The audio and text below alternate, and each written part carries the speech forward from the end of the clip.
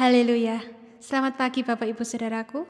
Mari kita naikkan pujian kita di hadapan Tuhan. Kita katakan bahwa kekuatan di hidup kita dapat hanya di dalam Tuhan Yesus. Haleluya. Terima kasih Tuhan.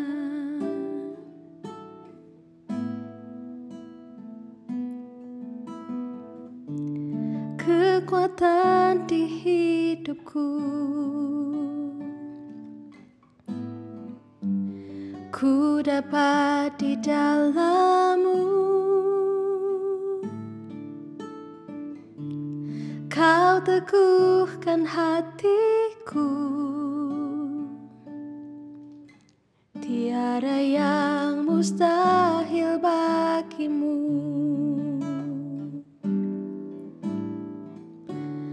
Kekuatan di hidupku,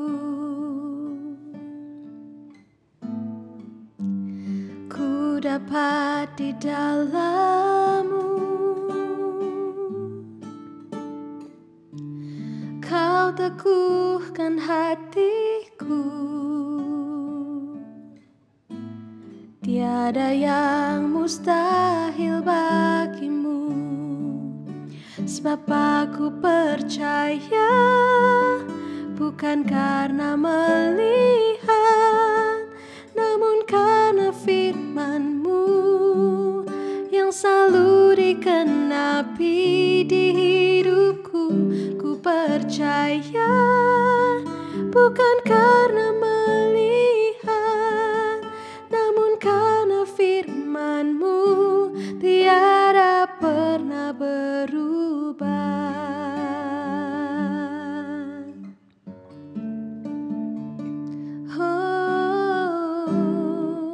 Kekuatan di hidupku, kekuatan di hidupku, ku dapat di dalam-Mu. Kau teguhkan hatiku,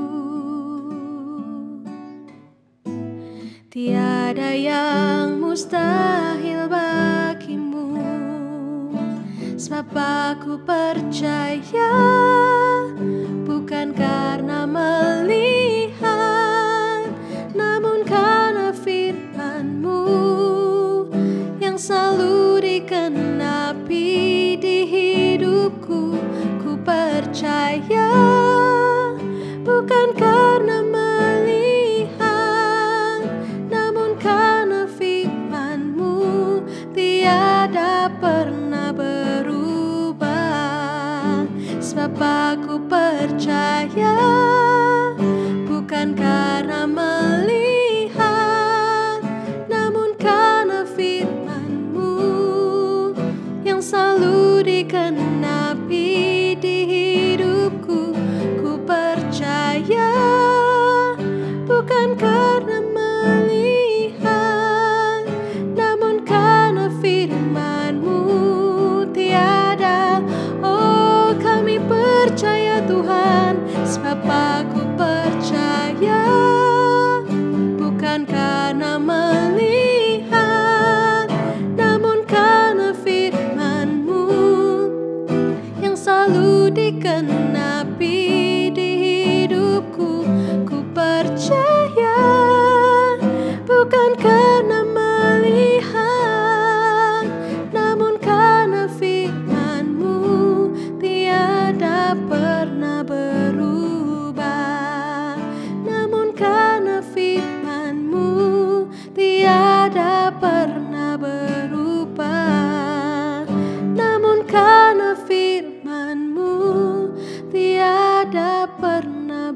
Selamat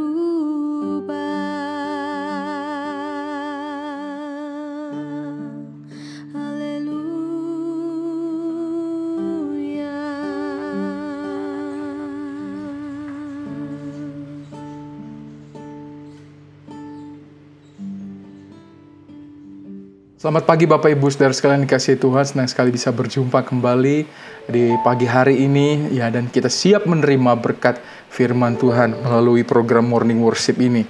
Di pagi hari ini saya akan membawakan tema tentang pertumbuhan ya. Seringkali pertumbuhan di dalam seorang anak atau makhluk hidup seperti tanaman atau binatang ya, itu terhambat karena masalah gizi ya. Ya, kalau sebagai manusia kita sangat-sangat mengerti pasti ya. Atau mungkin ada sakit penyakit yang membuat kita tidak bertumbuh ya, menghalangi pertumbuhan. Nah, Bapak Ibu ya, di dalam dunia rohani pun juga kita juga seringkali terhambat pertumbuhan ya. Karena mungkin syaraf-syaraf rohani kita tidak sensitif dalam menyerap firman Tuhan, atau mungkin kita sangat acuh apa yang kita sudah dengarkan, kita tidak pernah merenungkan apa yang menjadi berkat firman Tuhan ya. Dan itu sering kali mungkin terjadi gitu ya. Mungkin kalau kita datang beribadah, kita mendengarkan khotbah, sekarang kali kita juga pulang, apa ya tadi khotbahnya ya? Apa yang disampaikan? Apakah yang poin-poinnya ya? Mungkin kita hanya menyerap 10% atau 20% apa yang kita dengarkan ya. Nah, di dalam suratan Ibrani pasal 5 ayat 11 sampai 14 ya, saya bacakan tentang hal itu. Banyak yang harus kami katakan, tetapi yang sukar untuk dijelaskan ya. Karena kamu telah lamban dalam hal mendengarkan ya. Sebab sekalipun kamu ditinjau dari sudut waktu sudah seharusnya menjadi pengajar, kamu masih perlu lagi diajarkan asas-asas pokok dari pernyataan Allah, dan kamu masih memerlukan susu, bukan makanan keras. Sebab barang siapa masih memerlukan susu, ia tidak memahami ajaran tentang kebenaran, sebab ia adalah anak kecil ya. Tetapi makanan keras adalah untuk orang-orang dewasa yang karena mempunyai panca indera yang terlatih untuk membedakan yang baik daripada yang jahat ya. Kita bisa analisa ya, bahwa kita manusia seringkali lamban dalam hal mendengarkan ya. Sangat lamban, sangat acuh ya. Seharusnya dari sisi waktu itu sudah menjadi pengajar atau menjadi orang yang mengajarkan sesuatu atau menjadi teladan atau sudah menghasilkan output apa yang daripada yang kita dengarkan ya. Dari asas-asas pokok dari penyataan Allah tentang mungkin kepercayaan Allah begitu mengasihi, kita masih begitu ragu. Allah begitu menjaga, melindungi kita, membebaskan dari dosa, ada keraguan, ada rasa bersalah yang terus-menerus, tidak pernah ada pemberesan. Hal-hal seperti itulah yang mungkin banyak menghantui orang-orang percaya ya. Masih ragu, masih takut, masih segala sesuatunya itu sangat tergantung kepada orang lain ya. Maka itu dikatakan masih perlu lagi diajarkan asas-asas pokok tentang penyataan Allah. Ya, jelas-jelas Allah itu nyata, Allah itu ada buat kita ya. Kita masih ragu, dan kamu masih memerlukan susu, bukan makanan keras. Secara logika kita tahu bahwa manusia bertumbuh itu bukan saja dari susu ya. Ya, mungkin dari tahun-tahun pertama ya, manusia bayi itu butuh ASI ya, air susu ibu. Tetapi ketika dia sudah menjadi dewasa, dia perlu makanan yang lebih keras, makanan yang lebih kompleks, makanan yang lebih bervitamin. Ya, ada proses yang harus dikerjakan, ada proses yang harus dikerjakan untuk menghasilkan makanan dan kita serap di dalam tubuh dan menghasilkan pertumbuhan yang baik secara fisik. Nah, firman Tuhan pun juga seperti itu. Mungkin kita pertama-tama kita diajarkan tentang kasih Allah ya. Tetapi lama-lama kita bertumbuh, apakah yang saya harus lakukan kepada Allah? Apakah saya harus melayani? Apakah saya harus bertahan di dalam penderitaan? Apakah saya harus selanjutnya mungkin memikul salib? Bukan memikul salib saja dalam diri kita, untuk diri kita, tetapi juga mungkin memikul salib dalam komunitas kita, di dalam gereja kita, atau di dalam keluarga kita, saudara-saudara kita, teman-teman kita. Ya, kita menjadi penolong ya, itu mungkin jadi satu salib, menjadi satu beban buat dalam kehidupan kita. Tetapi itulah yang dikatakan kita ini makin terlatih ya, panca indera. Kita bukan saja terlatih sensitif akan firman Tuhan, tetapi kita ini makin, setelah kita mendengarkan, apa yang saya harus perbuat? Ya, ketika kita mendengarkan firman Tuhan di hari Minggu, ketika Bapak Gembala mungkin mengatakan, harus taat. Apa yang saya harus kerjakan untuk bisa menjadi taat? Apa yang saya harus lakukan untuk bisa mengasihi? Ya. Perbuatan apa yang saya harus pertahankan, atau mungkin saya kerjakan, atau saya tambahkan dalam kehidupan kita? Ada satu contoh Nabi Samuel di dalam Yesaya 1 Samuel pasal 2 ayat 26 dikatakan, tetapi Samuel yang muda itu semakin besar dan semakin disukai, baik di hadapan Tuhan maupun di hadapan manusia. Samuel yang muda itu semakin besar, ya, disukai di hadapan Tuhan maupun di hadapan manusia. Ini jelas Bapak Ibu ya. Mungkin kadang-kadang kita sering mengatakan, nggak apa-apa lah, yang penting Tuhan tahu hati saya. Ya. Tapi di sini dikatakan bahwa orang yang taat, itu pasti disukai Tuhan dan manusia. Gitu ya. Mungkin kita berpikir, mungkin kita merasa bersalah, atau mungkin sekarang berpikir, saya cuek, atau saya tidak peduli. Tetapi ini patut direnungkan Bapak Ibu. Ya. Saya sebagai manusia juga saya sadar, mungkin ada yang tidak suka dengan saya. Saya berpikir, apa yang saya harus lakukan? Apa yang saya harus perbuat? Ya. Kalau mungkin kita tidak bisa melakukannya, tidak bisa menyenangkan banyak orang, mungkin kita lebih banyak diam. Tetapi kita ini patut direnungkan, karena dikatakan jelas bahwa Samuel yang muda yang semakin besar itu disukai baik Tuhan dan di hadapan manusia. Ada satu proses untuk bisa sampai tahap itu. Ya. Ada satu proses yang kita harus kerjakan. Apa yang membuat kita itu disukai Tuhan dan manusia? Ya. Ya. Lamban dalam mendengarkan, saya ingat satu perumpamaan tentang pohon ara yang dikutuk di dalam Matius pasal 21. Ya. Di ayat 21 dikatakan, jawab Yesus kepada mereka, aku berkata kepadamu, sesungguhnya jikalau kamu percaya dan tidak bimbang, kamu bukan saja akan dapat berbuat apa yang kuperbuat dengan pohon ara itu, tetapi jikalau kamu berkata kepada gunung ini, beranjaklah dan tercampaklah ke dalam laut, hal itu pun terjadi. Jadi Yesus memberikan otoritas, memberikan keyakinan gitu ya kepada orang percaya, kepada murid-murid, bahwa bukan saja kepada pohon ara itu, tapi kamu kepada gunung, kalau kamu percaya tidak bimbang, kamu membuat itu bisa terjadi, Bapak Ibu. Ya. Kadang kita itu masih bernegosiasi dalam hati kita. Saya juga pun kadang-kadang masih bernegosiasi. Manusia kita, logika kita, perasaan kita masih bermain. Ya. Tapi kalau kita percaya, sama seperti mungkin saya ingat juga pada Rasul Petrus, berjalanlah di atas air. Ketika dia percaya di awal, dia berjalan di atas air. Tetapi ketika dia bimbang, dia ragu, dia jatuh. Ya. Jangan lamban, jadi kerjakanlah itu ya.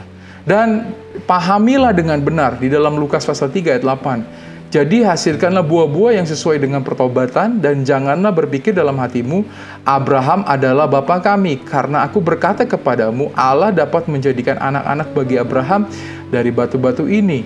Kapak sudah tersedia bagi akar pohon, dan setiap pohon yang tidak menghasilkan buah yang baik akan ditebang dan dibuang ke dalam api. Ya. Mungkin di situ kamu jangan merasa pede kalau kamu itu adalah keturunan Abraham, tetapi dikatakan, ayo hasilkanlah buah dari sesuai dengan pertobatanmu. Karena kapak itu sudah tersedia. Ya. Kamu akan dipotong. Ya. Kamu akan dibakar setelah dipotong. Ya. Jangan merasa kita aman. Mungkin kita selama ini, aku ke gereja sudah aman lah. Gitu ya.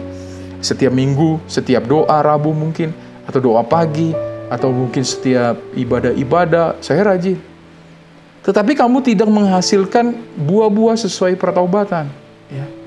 Dikatakan kapak itu sudah disediakan bagi yang tidak berbuah. Ya. Ini ancaman ya kalau buat saya ya. Saya juga kadang berpikir, apakah saya akan layak begitu? Apakah saya sudah menyenangkan? Apakah saya sudah menghasilkan buah sesuai pertobatan?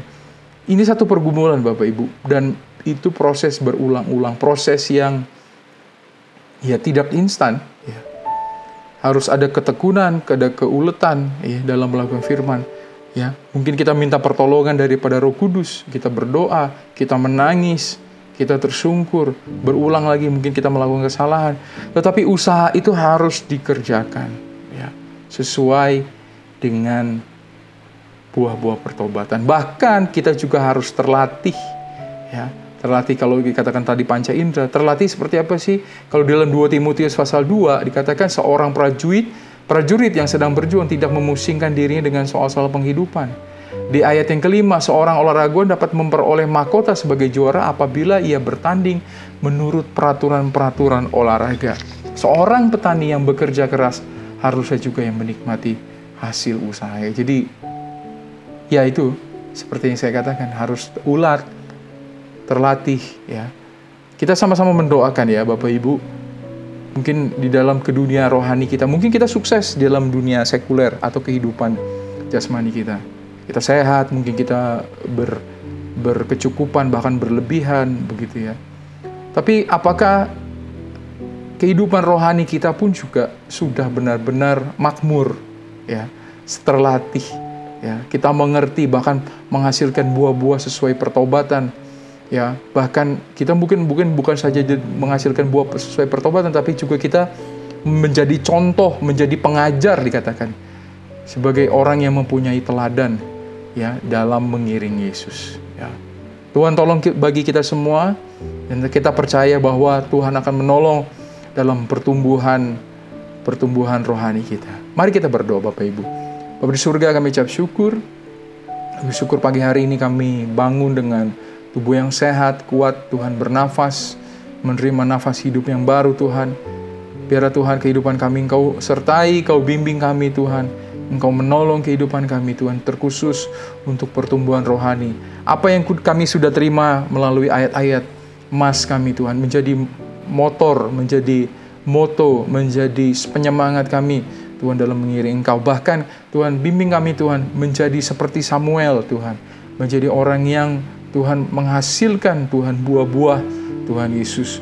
Bukan saja buah pertobatan, tetapi juga banyak menjadi berkat untuk banyak orang dan menyenangkan hati Tuhan, bahkan memuliakan nama Tuhan Yesus. Tolong kami yang masih lemah ini Tuhan Yesus. Kami juga berdoa untuk gereja kami, Bapak Ibu Gembala, Tuhan memberkati, mengurapi, menjaga, melindungi bangsa dan negara kami, juga Tuhan bangsa Indonesia, Kau menyelamatkan dan memberkati Tuhan Yesus. Terima kasih Tuhan, kami siap menghadapi hari ini, semuanya kami alaskan di dalam nama Tuhan Yesus Kristus. Haleluya. Amin. Sebab aku percaya